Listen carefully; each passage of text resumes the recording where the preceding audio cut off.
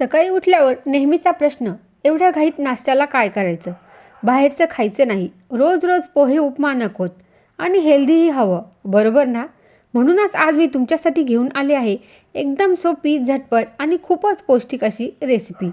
हिरव्या मुगापासून बनवलेला डोसा. या डोशासाठी ना रवा लागतो, ना तांदूळ, ना आंबवायची वाट पाहावी लागते. फक्त हिरवे मूग वापरून तयार होतो हा प्रोटीनचा भरपूर नाश्ता, जो लहान मुलांपासून मोठ्यांपर्यंत सगळ्यांना आवडतो. सकाळचा नाश्ता, शाळेचा डब्बा किंवा हलके डिनरसाठी परफेक्ट आहे. तर हाय हॅलो नमस्कार, तुमचे सर्वांचे माझ्या चॅनलमध्ये खूप खूप स्वागत आहे.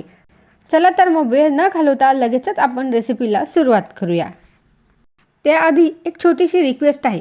तुम्ही जर चॅनलवरती नवीन असाल आणि चॅनलला अजूनही सबस्क्राईब केलं नसेल तर चॅनलला सबस्क्राईब जरूर करा. आता सर्वात प्रथम मी इथे हिरवे मूग घेतलेले आहेत. इथे मी 3 कप हिरवे मूग घेतलेले आहेत. हे मूग मी बाजारातून आणलेले आहेत. बाजारातून म्हणजे आठवडा बाजारातून आणलेले आहेत. त्यामुळे मी हे स्वच्छ 3 ते 4 वेळा पाण्याने धुवून घेणार आहेत. हे आठवडा बाजारामध्ये मिळणारे पॉलिश न केलेले मूग आहेत. आता हे मूग आपण स्वच्छ पाण्याने धुवून घेणार आहोत, कारण यावरती पावडर देखील लावलेली असते. त्यामुळे आपल्याला हे स्वच्छ धुवून घ्यायचे आहेत. इथे मी 2 ते 3 वेळा स्वच्छ पाण्याने मूग धुवून घेतलेले आहेत. आता आपण ह्यामध्ये भरपूर असे पाणी टाकणार आहोत आणि मूग रात्रभर भिजण्यासाठी ठेवणार आहोत. किमान 4 ते 5 तास तुम्ही हे मूग भिजत ठेवायचे आहेत. मी इथे जवळजवळ 7 ते 8 तास मूग भिजून घेतलेले आहेत. आता सकाळी बघूया. मूग दुप्पट असे फुललेले आहेत आणि छान असे भिजलेले आहेत. तुम्ही बघू शकता.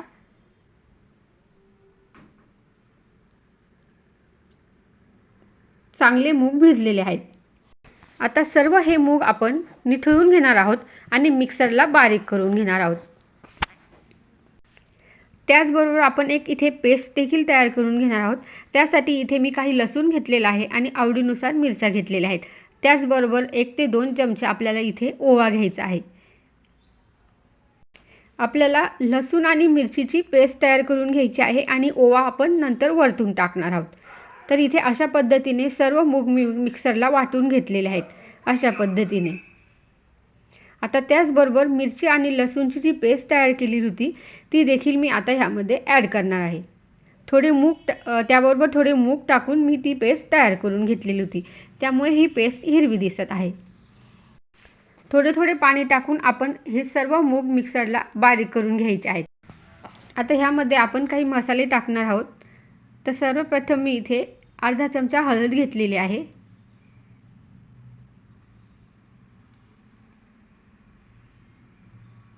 त्यानंतर इथे चवीनुसार मीठ मी टाकलेले आहे. त्यानंतर जो ओवा आपण काढला होता तो ओवाही यामध्ये आता आपल्याला ॲड करायचा आहे. आणि त्यानंतर बारीक चिरलेली कोथिंबीर मी ॲड केलेली आहे. हे सर्व मिश्रण आपल्याला आता मिक्स करून घ्यायचे आहे. आता हे छान मिक्स झालेले आहे. आता आपल्याला ह्यामध्ये थोडं पाणी टाकून कन्सिस्टन्सी थोडी पातळ करायची आहे. त्यासाठी मी एका भांड्यामध्ये थोडे पीठ काढून घेत आहे. अशा पद्धतीने मी थोडेसे पीठ एका भांड्यामध्ये काढून घेतलेले आहे आणि त्यामध्ये आवश्यकतेनुसार आपल्याला थोडे थोडे करून पाणी घालून हलवून घ्यायचे आहे. डोसा लावता येईल इथपर्यंत आपल्याला कन्सिस्टन्सी घ्यायची आहे.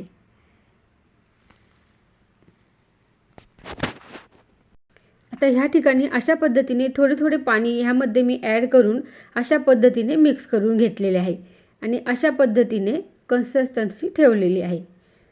तुम्ही बघू शकता. आता एकीकडे तवाही तापत ठेवलेला आहे. तवाही छान गरम झालेला आहे. आता तव्यावरती सर्व बाजूने आपण तेल लावून घेणार आहोत. इथे मी लोखंडी तवा वापरत आहे. इथे तुम्ही जर नॉनस्टिकचा तवा वापरत असेल तर तुम्हाला एवढं तेल लावण्याची गरज नाही. सर्वात प्रथम थोडे तेल लावून हा तवा आपल्याला नॉनस्टिक करून घ्यायचा आहे. अशा पद्धतीने एक पळी मी मिश्रण टाकून जितके पसरेल इतक्या प्रमाणात आपल्याला हे पसरवून घ्यायचे आहे आणि जेवढं पातळ होता येईल तेवढं पातळ आपल्याला डोसा लावून घ्यायचा आहे. आणि त्यानंतर जवळजवळ 1 ते 2 मिनिट आपल्याला झाकण ठेवायचे आहे. साईडने थोडंसं मी तेल सोडलेलं आहे आणि झाकण ठेवलेले आहे. आपल्या चॅनलवरती तुम्हाला इतरही ब्रेकफास्टच्या रेसिपीज बघायला मिळतील.